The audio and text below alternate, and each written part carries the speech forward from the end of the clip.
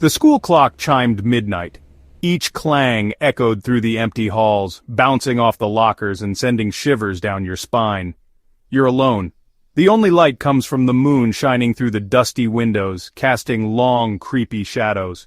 You can almost hear whispers coming from the classrooms, but when you turn to look, there's nothing there. Or is there? You hug yourself, trying to shake off the feeling that someone or something is watching you. You shouldn't be here. Not at this hour. The old janitor's stories about the school being haunted flash through your mind. You always dismiss them as silly stories, but now, surrounded by the eerie silence, you're not so sure. During World War II, Japanese soldiers occupied many regions in the Philippines. They left behind a legacy of fear and stories of their presence and activities. Some say the spirits of these soldiers still linger, haunting the places they once controlled. You decide to leave, your heart pounding in your chest. As you turn to go, a flicker of movement catches your eye. At the end of the hallway, shrouded in shadows, stands a figure. You freeze, your breath catching in your throat.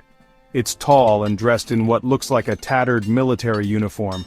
But that's not what makes your blood run cold. The figure is headless. Where its head should be, there's just emptiness. You can't breathe, can't scream. The stories, the whispers, they were all true.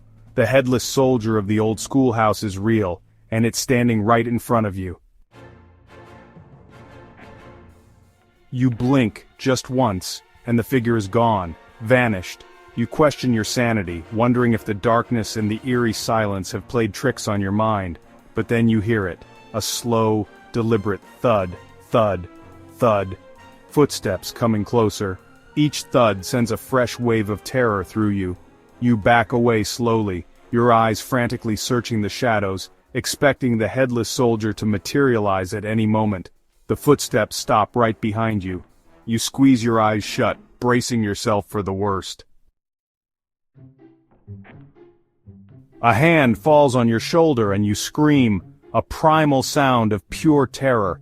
You whirl around, expecting to come face to face with the headless horror. Instead, you find yourself staring into the concerned eyes of the old janitor, his face etched with worry. He's holding a flashlight, its beam cutting through the darkness, revealing nothing but empty hallways. "It's just me, son," the janitor says, his voice calming.